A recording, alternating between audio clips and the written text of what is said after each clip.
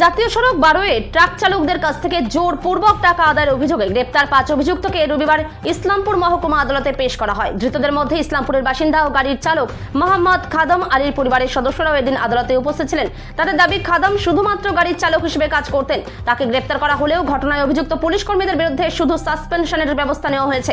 পরিবারের প্রশ্ন, যদি পুলিশের ভূমিকা থেকে থাকে তবে তাদের বিরুদ্ধেও কঠোর আইনানুগ ব্যবস্থা নেওয়া উচিত। উল্লেখ্য, উত্তর দিনাজপুর জেলার ডালখোলা ও চোপড়া এলাকায় জাতীয় সড়ক 12-এ ট্রাক চালকদের গাড়ি থামিয়ে রেডিয়াম লাইট, প্রাথমিক চিকিৎসার বাক্স সহ বিভিন্ন সামগ্রী বিক্রির নামে জোর করে 500 টাকা আদায়ের অভিযোগ ওঠে। বিষয়টি নিয়ে একাধিক অভিযোগের ভিত্তিতে তদন্ত শুরু করে ইসলামপুর পুলিশ জেলা।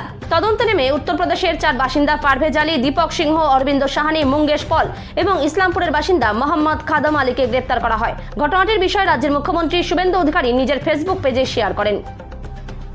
ঘটনার জেরে কর্তব্যে গাফিলতির অভিযোগে ডালখোলা থানার এক এসএসআই, এক কনস্টেবল, এক সিভিক ভলেন্টিয়ার এবং পুলিশের গাড়ির এক চালককে সাসপেন্ড করা হয়েছে। Bureau report, big news Bangla. কোর্টে কেন আসছেন দাদা? কোর্টে আমরা আসছি, এখানে একটা ড্রাইভারকে নিয়ে আসছে।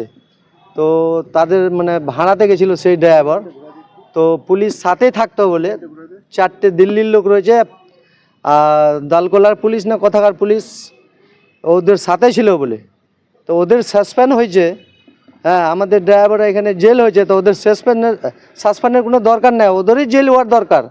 এরা জড়িত হয়েছে তবেই না এই দিল্লির লোকগুলা কাজ করছে, নাহলে এরা বলে কি রেডিও গাড়িতে লাগাইতো, এই যে হ্যাঁ রেডিয়াম লাইট, এটা তো এমবিআর কাজ, এটা তো ওদের কাজ না। তো পুলিশ লাইন দিছে তবে তো এরা লাইন পাইছে বলে করতেছে। মানে আপনি বলছেন যে পুলিশ সহযোগিতা করছে? হ্যাঁ, পুলিশ সহযোগিতা করছে তবে তো এরা মানে সাহস পাইছে, নাহলে সাহস পাইতো না। কতদিন ধরে করতো এটা বলে শুনতেছি 3 দিন, আমরাও জানি না, 3 দিন শুনলাম যে 3 দিন গেছিল। ড্রাইভারটা আমার ভতিজা হবে, খাদম আলী।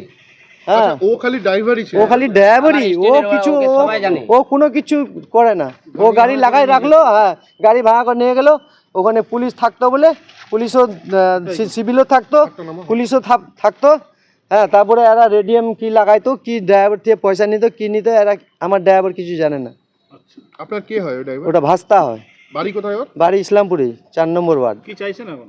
এখন চাচ্ছি যে পুলিশও মানে জেল করান, পুলিশ যাতে জেলে যায়। হ্যাঁ জেলে যায়, খালি ওদের সাসপেন্ড করলে হবে না তো।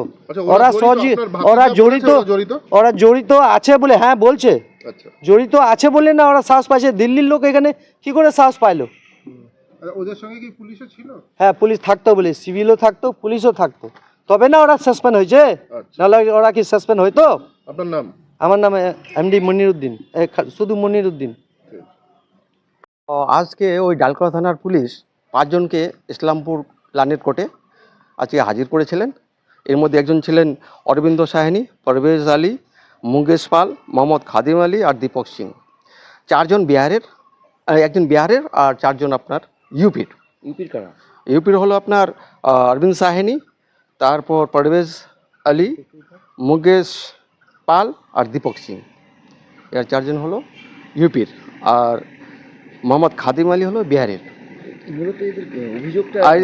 এই অভিযোগ হচ্ছে যে সেকশন যে পাঠিয়েছিল 126(2), 351(2), 308(2) এবং 303(5) বিএনএসএ।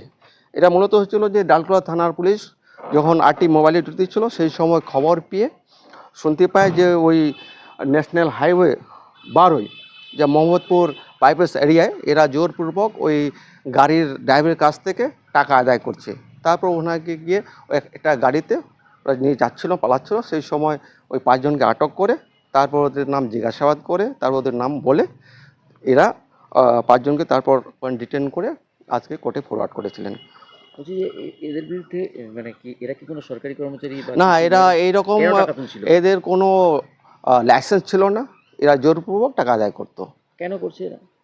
এটা তদন্তের বিষয়, তদন্ত হয়ে আসুক, যার জন্য পুলিশ 10 দিনের পিসি রিমান্ডে প্রেয়ার করেছিলেন। লানেট কোর্ট দুই পক্ষে হিয়ারিং করার পর 3 দিন অ্যালাউ করেছেন। আজকে ওই লানেট এসিএম কোর্টে হিয়ারিং হলেন। আর এর মধ্যে আমাদের যে বিচারক ছিলেন উনি ছিলেন সূর্য শিখা রায়। আপনার নাম? আমার নাম হলো মোহাম্মদ অসীম পারভেজ। আমি GM2 APP।